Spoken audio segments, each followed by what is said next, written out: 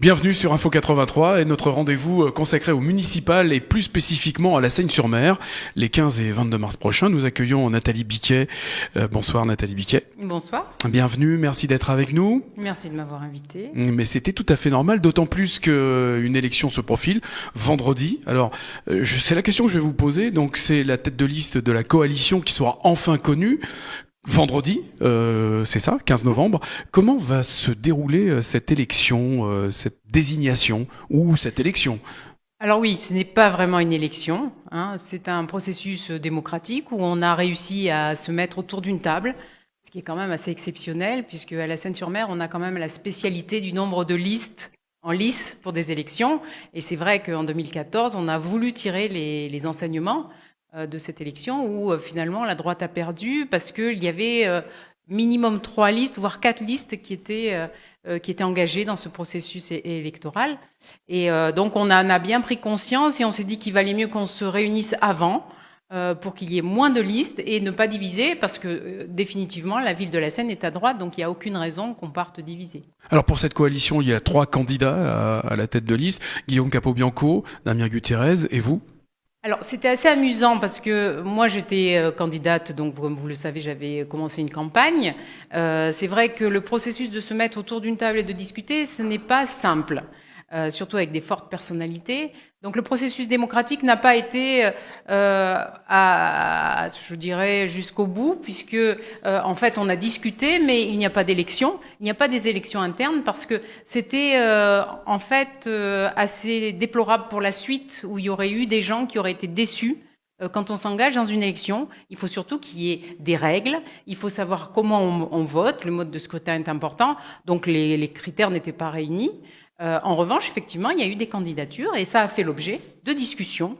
Et c'est assez, vous pouvez imaginer des réunions assez denses, assez riches, on va dire, pour déterminer en fait le meilleur candidat pour porter les couleurs de cette coalition, avec des tempéraments différents, avec des histoires différentes, avec des mandats différents, puisque en plus nous avons la chance d'avoir un conseiller régional, 2 conseillers départementaux, nous avons des personnalités qui ont déjà mené des campagnes, qui ont déjà été candidats à la Seine-sur-Mer, donc vous imaginez que c'est quand même assez dense, on va dire, de pouvoir s'entendre et de pas le faire entre les 2 tours, parce que je pense que ça c'est une catastrophe. Dès le lendemain du 15, c'est-à-dire le 16 novembre, vous serez en ordre de bataille, en ordre de marche pour la campagne. C'était la discussion. Et il est important qu'il n'y ait pas de trace de ça. C'est-à-dire qu'une fois qu'on a désigné la personne qui va représenter cette coalition, qu'on va partir dans des élections, il faut que tout le monde soit sur le même pied. Et ensuite qu'on puisse travailler par la suite, parce que le but c'est pas de gagner ces élections, c'est de travailler pour la Seine-sur-Mer, parce que nous avons des projets à mettre en place et il nous faut au moins ce temps pour se préparer, pour on accorde nos violons pour pouvoir travailler ensemble. Comment vous allez justement travailler ensemble ? Comment ça va s'articuler cette coalition ? Alors déjà, on a commencé. Parce que nous avons chacun des équipes, nous avions déjà des commissions qui travaillaient sur des sujets.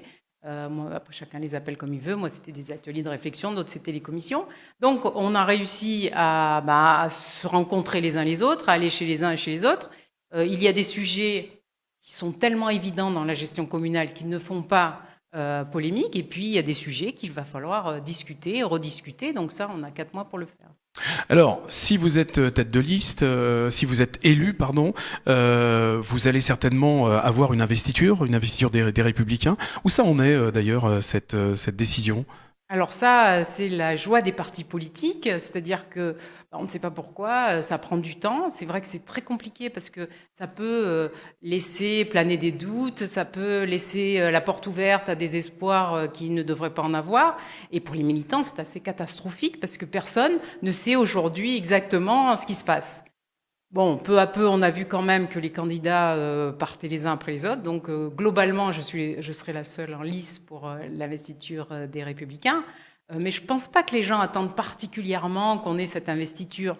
Moi, je suis très heureuse d'avoir le soutien, par exemple, du président du conseil départemental qui aide beaucoup la ville de la Seine et qui est très impliqué sur la ville de la Seine parce que il est à l'écoute de ses conseillers départementaux et que moi, je l'ai très souvent interrogé pour venir sur des équipements, sur des travaux et qu'il a fait très facilement et de manière très spontanée. Donc, je pense que le plus important, c'est d'avoir une assise large, Comme je vous dis, demain, si on est élu, la ville de la Seine ne pourra pas engager tous les travaux qu'elle doit engager. Donc, on aura besoin du soutien de la région, du département et de la métropole. Donc ça, c'est le plus important. Oui, c'est important chez tous les candidats, le contenu, le programme, ce que vous allez faire. Avant cela, une question par rapport à la non-décision, on va dire, ou prise de position du maire sortant, hein, Marc Villemot. C'est une campagne qui sera complètement différente selon qu'il soit candidat ou pas? Alors, non, je crois pas. Je crois qu'il est candidat et s'il ne se déclare pas, c'est parce que, pour l'instant, en tant que maire, il bénéficie d'une couverture médiatique quand même très très importante et il a, tout intérêt à ne pas se déclarer. En revanche, si effectivement il n'était pas candidat, c'est grave pour la suite que ça pourrait avoir, puisque effectivement aucun candidat autour de lui n'est préparé ou ne peut sortir dans ces conditions. Donc ça nous fait quand même présumer très fortement qu'il sera candidat. Le fait qu'il vous ait un peu titillé par voie de presse lors des dernières inondations à la Seine-sur-Mer, ça vous fait dire qu'il prend position? Je pense que oui, il y a des choses aujourd'hui qu'il ne peut plus laisser dire. Effectivement, quand les résidents m'invitent à venir voir les dégâts qu'il y a eu dans le cadre des inondations du début octobre, moi je vais tout simplement sur place parce que je suis architecte et qu'ils avaient besoin aussi de savoir pourquoi ils étaient dans cette situation et surtout quelle suite à donner pour ne pas avoir à revivre les mêmes problèmes. Parce qu'il faut bien imaginer qu'ils ne peuvent plus se servir de leur véhicule. Ils ont tous été déclarés comme épaves. Ils ne peuvent plus se servir donc du coup de leur sous-sol. Mais ça veut dire que l'eau qui montait dans les rez-de-chaussée, si ça s'était passé la nuit, c'était catastrophique. Donc on n'a qu'à aller sur place pour comprendre les problèmes. Qui ont été liés à la réfection de la route devant qui n'empêche plus l'eau de passer. Et puis 2, le système général d'évacuation des eaux. Mais c'est vrai que si on va sur place, on se rend compte. Alors j'ai été contente de la réponse de Marc Villemot, qui d'un coup devient un spécialiste de l'urbanisme et de la construction.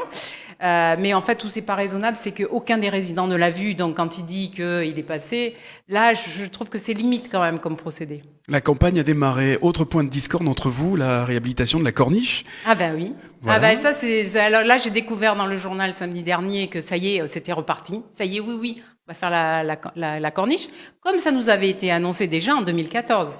Bon, en 2014, on nous avait prévu des travaux de 53 millions. Pour 53 millions.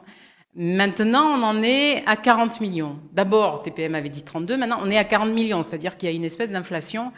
Moi, je pense que c'est tout à fait saugrenu et surtout malhonnête d'annoncer des choses comme ça. Parce que entre les deux, il ne s'est absolument rien passé. Pire, ça s'est dégradé, la situation s'est dégradée parce que aujourd'hui les enrochements sont partis avec tous les coups de vent et les largades qu'on a de plus en plus nombreux. Ça veut dire que la route est excavée, il y a des trous dessous. C'est-à-dire que demain, une partie peut s'effondrer. Les trottoirs sont en mauvais état, les parapets sont en train de se casser, se décrépir. On a le fil électrique en aérien. On n'a rien fait pour cette corniche. Donc aujourd'hui, nous resservir, qu'on va faire les travaux, je pense que là, c'est un peu se moquer des gens. C'est un coup de bluff. Pas bien. C'est un coup de bluff, oui, c'est comme d'habitude, c'est un serpent de mer à chaque fois, et demain on rase gratis. On a les beaux projets qui ressortent toujours en période électorale. Rapidement, Nathalie Biquet, les priorités dans le programme de la coalition pour ces municipales, et bien sûr on aura l'occasion d'y revenir avant les élections. Alors moi je pense que c'est d'abord le cadre de vie, ce qui est vraiment remonté, c'est les problématiques liées à la propreté, à l'état des routes, on en a parlé pour la corniche, mais de manière plus générale, c'est la sécurité, parce qu'effectivement, quand on apprend, moi j'ai des gens du service de la police municipale qui viennent me voir en me disant on a volé une arme dans les casiers, c'est absolument incroyable. On se dit le minimum c'est quand même d'avoir une responsabilité par rapport à ces armes. Aujourd'hui il y a une arme en liberté qui a été volé dans le service de la police municipale. Donc vous imaginez, même dans le service, l'angoisse qu'il peut y avoir.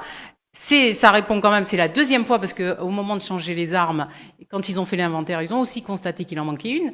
Donc je veux dire, la base de la sécurité, c'est déjà être en responsabilité soi-même. Donc la sécurité, ça fait partie des choses qui sont récurrentes. Après, en dehors du cadre de vie, il y a tout le problème de l'économie et de l'emploi que ça va créer. Aujourd'hui, on a un vrai déficit parce que effectivement, on a des projets de réhabilitation urbaine, etc., qui ont fait croire que ça allait. Mais derrière, on a un vrai problème d'une population qui est à 45% à peu près sans emploi, que ce soit des personnes âgées, que ce soit des demandeurs d'emploi ou des gens qui n'ont pas d'emploi. Donc aujourd'hui, il faut reconstruire un projet économique. et on a une richesse magnifique qu'il va falloir enfin développer, c'est quand même la mer et tous les métiers, toute l'économie qui peut en découler. Et puis enfin, bien sûr, l'écologie. Alors aujourd'hui, tout le monde appelle de ses voeux l'écologie, c'est une espèce de recette miracle, mais le développement durable de manière générale, c'est investir pour la qualité de l'eau, c'est la qualité de la forêt. En plus, on a la chance aussi d'avoir une forêt, un massif très important. C'est bien sûr la gestion des déchets. On a une déchetterie, mais c'est juste innommable. Et en plus, c'est dans un quartier d'habitation. Donc, on a des sujets, des gros dossiers qui nous attendent. Et je pense qu'il faut former une équipe à travers la coalition, notamment avec des gens qui sont responsables et qui sont compétents pour réussir à mener ces dossiers. Et nous aurons l'occasion d'en reparler avec la coalition, la tête de liste de la coalition qui sera connue donc dès vendredi soir. Vendredi, j'invite tout le monde à venir assister à ça et à cette découverte. On a un petit peu dépassé au niveau du temps. Nathalie Biquet, merci beaucoup. Merci à vous.